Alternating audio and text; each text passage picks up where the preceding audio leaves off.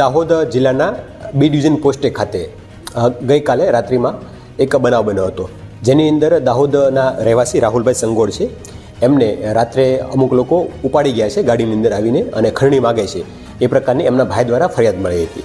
આ ફરિયાદની ગંભીરતાને ધ્યાનમાં લઈ તાત્કાલિક ગુનો દાખલ કર્યો હતો અને ગુનાના આધારે એલસીબી, એસઓજી અને બી ડિવિઝનની વિવિધ ટીમો બનાવી ટેકનિકલ અને બાતમી આધારે એનાલિસિસ કરી તાત્કાલિક કોમ્બિંગ હાથ ધર્યું હતું અને કોમ્બિંગ દરમિયાન જે રાહુલ મંડોળ છે ભોગ બનનાર એમને રેસ્ક્યુ કરવામાં આવ્યા હતા. અને અન્ય 3 આરોપીઓ છે અમિત બારિયા, કેશવ કનેશ અને બબલુ ગણાવા, જેઓ કઠિયાવાડના રહેવાસી છે એમપીના, એમને પણ પકડી પાડવામાં આવ્યા હતા.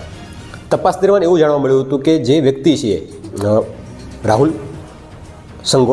સંગોડ પોતે પણ આર્થિક જરૂરિયાત હોય, એમણે એના બધા મિત્રો છે એમની સાથે મળી અને પોતાનું અપહરણ થયું હોવા બાબતનું ખોટી બનાવટ કરી હતી અને એના દ્વારા એ પૈસા મેળવવા માગતો હતો. આમ જે માણસનું અપહરણ થયું હતું એ પોતે પણ કાવતરામાં સામેલ હોય એ પ્રકારનું જણાયા આવતા પોલીસે એમને પણ અટક કર્યો છે અને એમના પણ કાયદેસરની કાર્યવાહી હાથ ધરવામાં આવી છે.